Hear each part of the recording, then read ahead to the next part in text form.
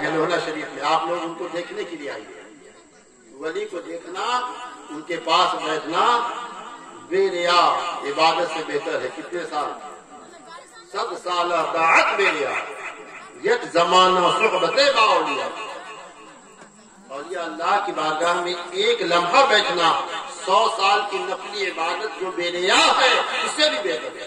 اس ولی کو دیکھنے آؤ لوہنا شریف، ان کا نام ہی ہے سید عبد القادر جیلانی، جن کے سسر نے حضور تاج الشریعہ علیہ رحمہ کو 1.5 کروڑ روپے کا تاج بنا کے دیا تھا۔ اور ان کی بیوی ایام ضروریات کے علاوہ سال بھر روزہ رکھتی ہے۔ عبد القادر جیلانی کی اہلیہ یہ خود فرما رہے تھے کہ ہوش سنبھالا تب سے رات بھر نہیں سویا کریں۔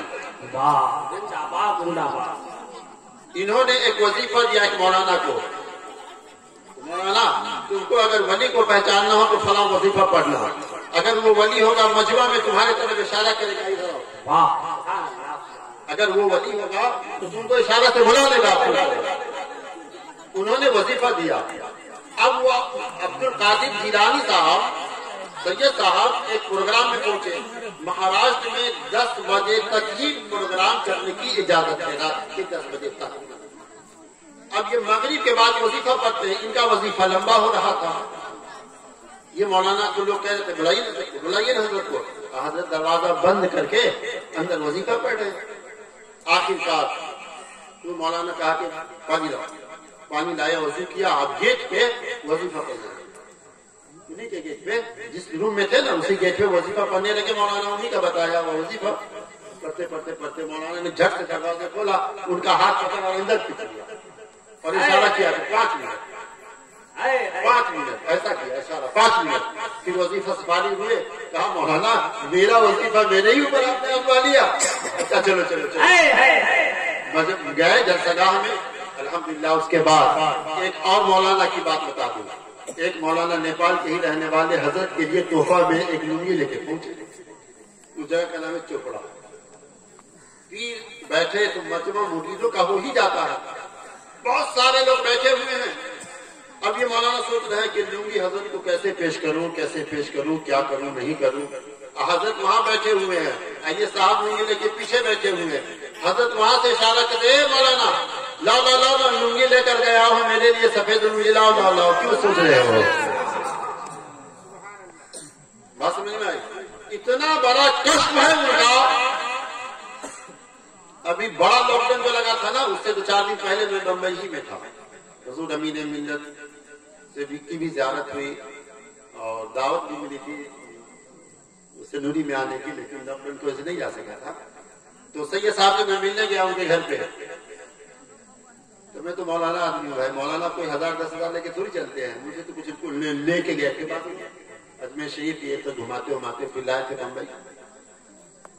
تو جب چلنے لگے تو سید صاحب کی وجہ نے مجھے اتنی نوٹوں سے نوازا، نذرانہ جیسی باہر نکلے سب کہتا ہم کو دے دیجیے، سب کو باتیں تقسیم کیا اور اپنے پاس بھی تبرکت رکھا۔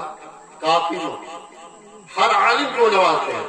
یہ اللہ کے ولی آ رہے ہیں لوہنا شریف میں، آپ کو بھی آنا ہے، دیکھنے کے لیے آنا ہے۔ بات سمجھ میں آئی؟ بہت ساری کرامتیں ہیں ان کی، ایک کرامت اور آخری یہ تقریر ختم۔ مجھ کو لوہنا شریف گئے ہوئے زیادہ نہیں ہو گئے تھے، یہ بات میں نے آخری تقریر میں شاہ برکات مسجد میں نے بیان کیا تھا۔ آخری تقریر ہوئی تھی حضرت کی میری لوہنا شریف میں، حضرت کے روبرو جمعہ کو تقریر ہوئی اور سنیچر کو حضرت یہاں سے رکھتے سفر باندھے اور مدینہ منورہ کا مسافر بن کے ہی آئے۔ مدینے کا مسافر ہند سے پہنچا ہے نا۔ اس جمعہ میں نے یہ بات بیان کیا تھا حضرت کے سامنے۔ بمبئی سے مجھے حضرت نے خبر بھیجوائی، اسی سید عبد القادر جیلانی، انہوں نے خبر بھیجی لوہنا گئے ہوئے مولانا امجد کو بہت دن ہو گئے، جا کے ان کو جلدی کہیے کہ شہر نیپال سے جا کے۔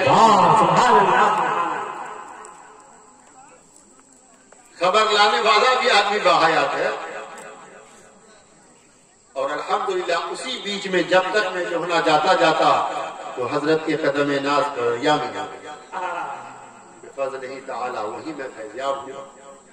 پیارے اسلام بھائیوں، خوش نصیبی کی تو حد ہی نہیں. ہم لوگ کتنے بڑے خوش نصیب ہیں. اللہ تبارک و تعالی ان بزرگوں کے صدقے ہم سب کی مغفرت فرمائے، ہم سب کے ماں باپ کی مغفرت فرمائے. آج کا یہ جلسہ جناب حاشم صاحب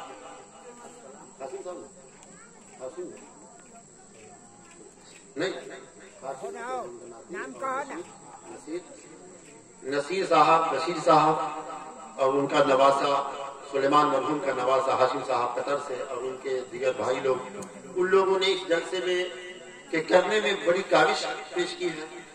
شکریہ ادا کیا جا رہا ہے. اللہ تبارک و تعالی ان سب کے کاروبار میں برکتیں عطا فرمائے.